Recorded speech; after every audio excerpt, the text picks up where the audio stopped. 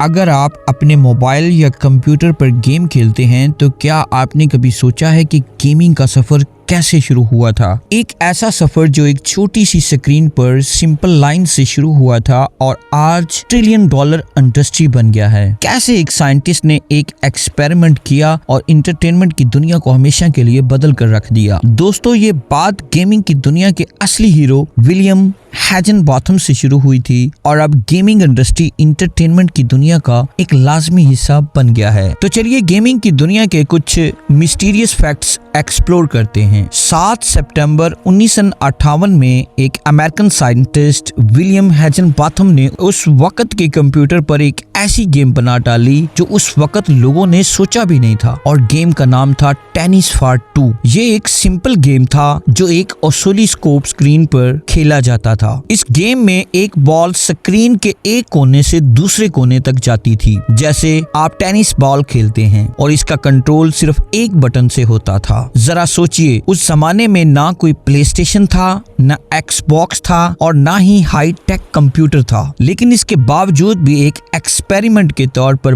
बनाई गई ये छोटी सी गेम ने गेमिंग की दुनिया के लिए एक नई शुरुआत कर दी। दोस्तों, इसके बाद 1962 में गेमिंग की दुनिया एक नए मोड़ पर आ गई जब स्पेस वॉर नामी गेम MIT के स्टूडेंट स्टीव रसल और उनकी टीम ने लॉन्च की। इस गेम का नाम सुनते ही लोगों ने सोचा कि ये कोई साइंटिफिक फिक्शन मूवी है, लेकिन असल में ये एक सिंपल और रेवोल्यूशनरी कंप्यूटर गेम थी। 19 मई 1962 में जब space war game properly launch की गई तो लोगों में एक्साइटमेंट बढ़ गई, क्योंकि उस वक्त के लोगों के लिए ये एक नई चीज थी। बेसिकली इस गेम में प्लेयर स्पेस में जाकर फाइट करते थे और इस इनोवेटिव गेम ने अमेरिकन लोगों को बहुत इंटरटेन किया और इस गेम का क्रेज पूरे 10 साल तक रहा। दोस्तों, उस जमाने में बड़े बड़े कंप्यूटर्स हुआ करते थे और लोगों को बहुत कम मौका मिलता था इस गेम को खेलने का। स्पेस वॉर गेम की वजह से लोगों ने रियलाइज किया कि कंप्यूटर सिर्फ कैलकुलेशन के लिए इस्तेमाल नहीं होता, बल्कि इंटरटेनमेंट के लिए भी इस्तेमाल हो सकता है।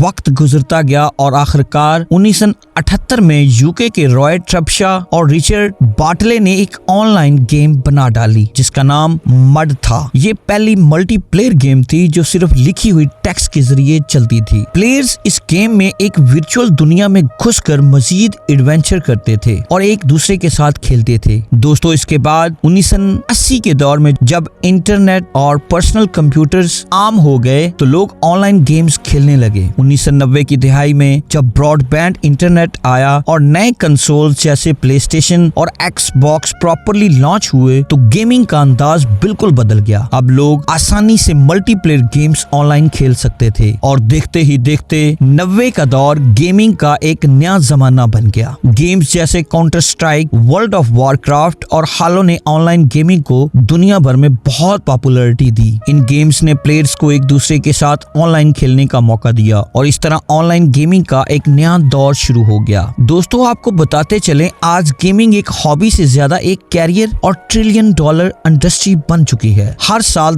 10 मिलियन से ज्यादा नई गेम्स बनाई जा रही हैं। गेमिंग इंडस्ट्री का टोटल रेवेन्यू 200 बिलियन डॉलर से ज्यादा है और इसका ग्रोथ रेट हर साल इंक्रीज हो रहा है। दोस्तों, अब आपको बताते हैं AAA गेम्स क्या होती हैं। AAA गेम्स वो गेम्स होती हैं जो बड़े बड़े स्टूडियोज में बनाई जाती हैं, जिनके पास बहुत बड़ा बजट और रिसोर्सेज होते हैं। इन गेम्स का मकसद हाई क्वालिटी ग्राफिक्स, जबरदस्त कहानी और अच्छी गेम प्ले प्रोवाइड करना है, जैसे द विचर 3, GTA 5, रेड डेड रिडेम्पशन 2। ये गेम्स बड़े स्केल पर बनाई जाती हैं और इनकी मार्केटिंग और प्रोडक्शन बहुत ज्यादा होती है। और दोस्तों, आपको बताते चलें, PUBG जो कि एक बहुत पॉपुलर गेम है, वो AAA गेम्स में इंक्लूड नहीं होती क्योंकि उसका बजट बहुत थोड़ा था। दोस्तों, गेमिंग की दुनिया की सबसे महंगी गेम स्टार सिटीजन है। इस गेम का बजट 500 मिलियन डॉलर से भी ज्यादा है। इस गेम ने क्राउड फंडिंग का इस्तेमाल किया, जिसमें दुनिया भर के गेमर्स ने पैसे इन्वेस्ट किए, जिससे इस गेम की डेवलपमेंट को बूस्ट मिला और दुनिया भर में इसकी पॉपुलैरिटी बढ़ गई। अब सवाल पैदा होता है, लोगों ने स्टार सिटीजन में पैसे क्यों दिए? स्टार सिटीजन को सपोर्ट करने के लिए गेमर्स ने पैसे दिए क्योंकि ये गेम क्राउड फंडिंग से बन रही थी। लोगों को ये गेम इतनी पसंद आई कि उन्होंने इन्वेस्ट किया ताकि गेम को बेहतर बनाया जा सके और उन्हें इसके बदले कुछ स्पेशल रिवॉर्ड मिल सके। दूसरी तरफ 17 सितंबर 2013 को